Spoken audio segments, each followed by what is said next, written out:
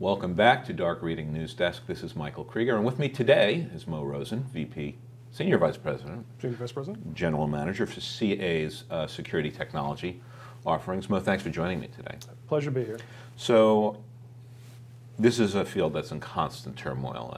The threat landscape keeps changing, and the attack surfaces keep getting bigger. What's the next big thing you see in IT security?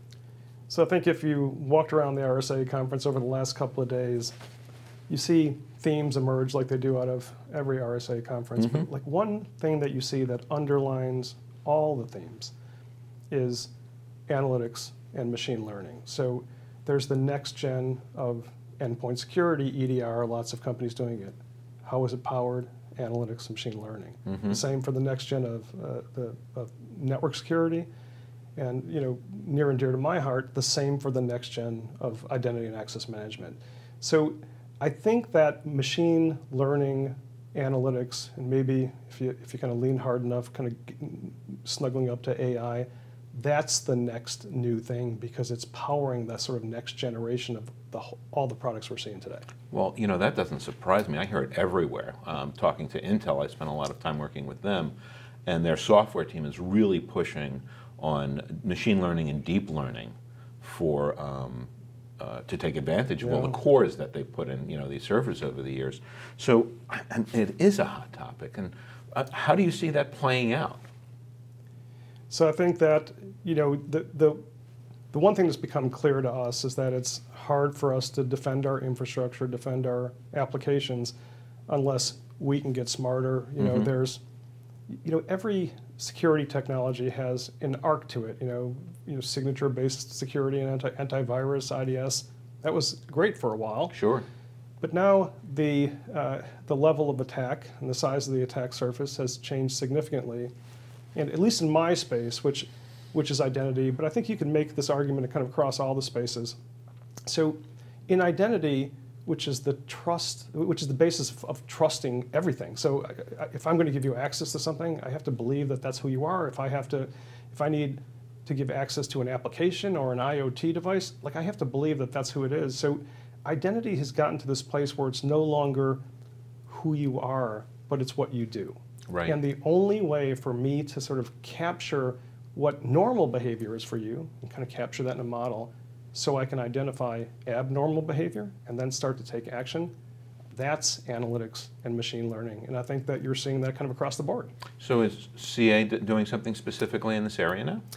Yeah, we're doing a ton, and we have been for a while. So we have, the longest standing product we have is in the payment security space. So it's effectively fraud detection on the back of credit card not present transactions. So like when you buy a teddy bear for your kid over the web, there's this solution that's running at the card issuer that says, is this transaction valid? Is this credit card valid? Is this fingerprinted device valid?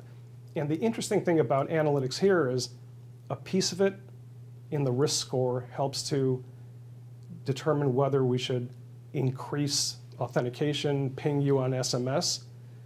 But in a commercial transaction, what nobody wants is for you to abandon the transaction. Right. So there's this balance between keeping friction out of the transaction, if I'm positive that's who you are, and increasing the friction if the risk score breaks a certain threshold. So we're doing that in payment security. We do the same thing in our adaptive authentication line of products, which we just wound up getting noted as being the market leader by Coppinger-Cole. And it's the same thing. I want to make sure that I get out of your way once I'm convinced I know who you are, or once I know that you're actually trying to access a service that maybe it doesn't need that much authentication. So if you're going to wind up accessing a loyalty program, your email address and a password sounds fine. If you're transferring money to another account, I need to challenge you a little bit more. Sure. So that is adaptive analytics on the authentication side. So I came to this company from an acquisition of a company called Exedium, which was a pure play in the privileged access management space. And if we've learned anything about recent breaches, 80+% of them is a compromised credential and the elevation of privilege. So that makes external threats and internal threats look very, very similar same. because you break in, and maybe you break in externally. You probably break in through a spear phishing attack, which is remarkably easy to do, and you take over my account. So is that external or is that internal? The only way for me to figure that out is if every day you access 5 machines and 4 applications, but today your name happens to be Edward Snowden and you're accessing 1,000 machines and a ton of files, I need to determine that. And the only way I can determine that is baselining your behavior and doing anomaly detection on the back end side of that. That's analytics. The machine learning is your behavior changes over time. So the model has to adapt and the attackers adapt. So machine learning is how do I adapt the model in real time so that there's new normals. So that, and because in this business, the thing we all try to combat is this general idea of false positives. Because if you can't separate the signal from the noise, yes, you're really an attacker, and I'm pretty convinced that that's true. I generate a lot of noise for you, and you don't know what to do with it. Like maybe you have to hire 10 more people just to kind of figure out what to do with the noise. So we're doing that in privileged access. We're doing it across our whole portfolio. We're embedding analytics and machine learning across the portfolio to make these products smarter. And I'm seeing more and more analytics-based approaches, where people are taking that kind of baseline look and then looking at the difference. Of course, it's apparent to me in the way I use credit cards, right? The pings I get from American Express telling me, oh, your card wasn't there, we approved that one. And the little pings I get from Citibank saying, did you just put gas in your car? Because someone used your credit. Was that you? It's really interesting that even when I travel abroad now, I call the credit card companies. They're not making. Yeah, we'll figure it out. Don't worry about it. And there was a time where that wasn't true, right? You had to call in, or you weren't buying a soda in Peru, right? Exactly. So, how does what you're offering differentiate from others out there?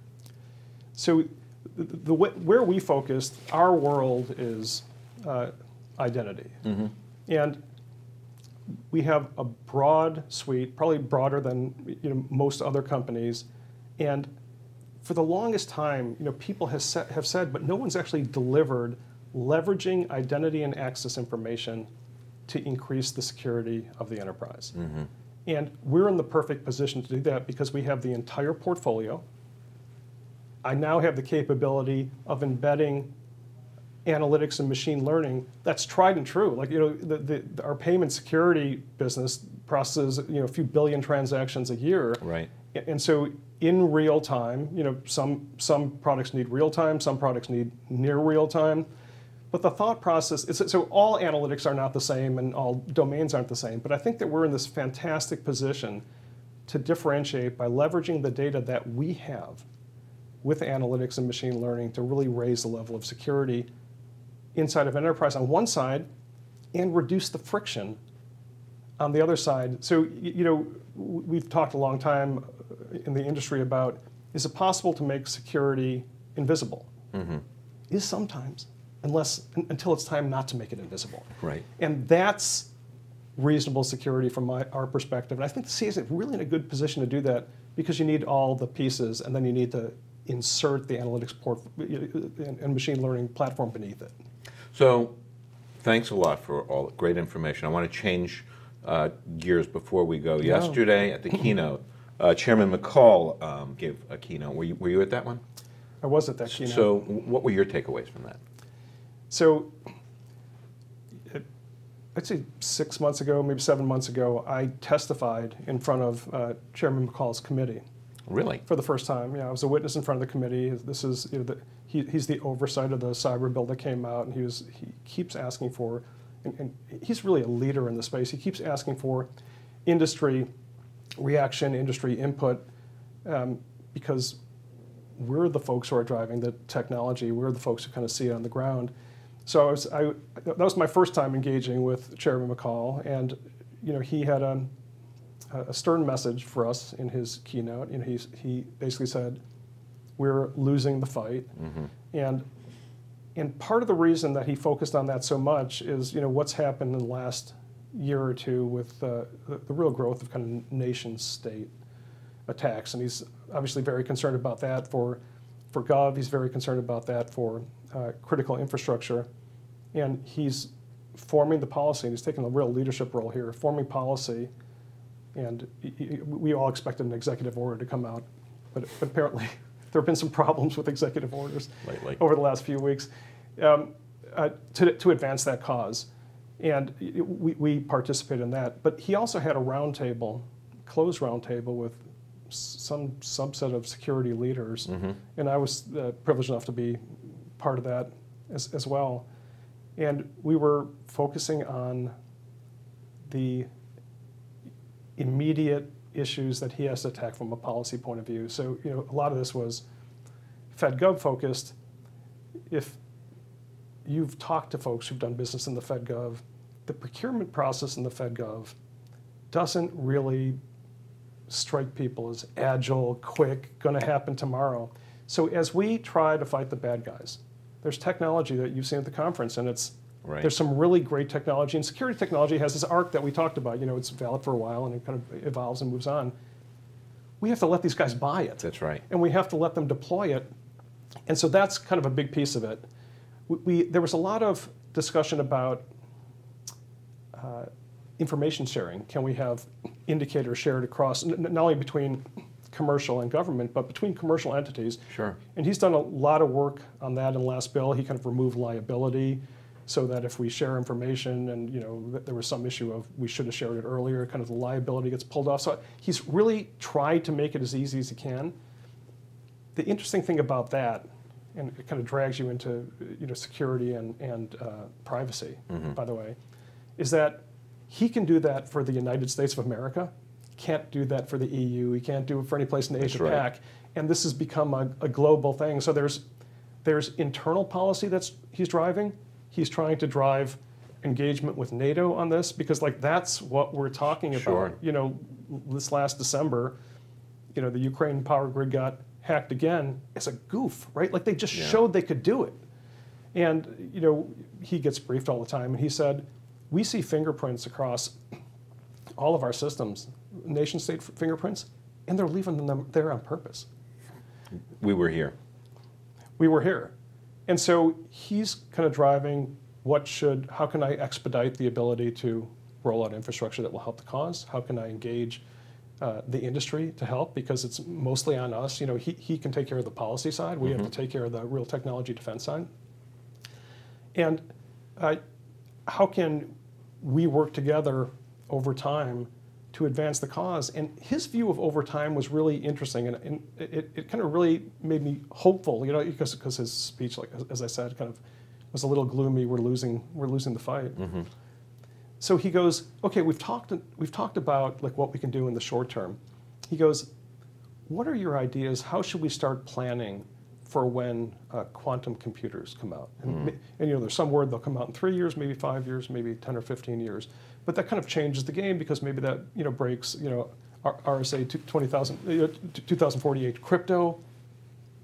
But just the idea that somebody who's trying to lead the fight on policy in the Fed is not only thinking about yesterday's fights, but thinking about what happens 10 years from now, that was encouraging to me. That is encouraging. Yeah.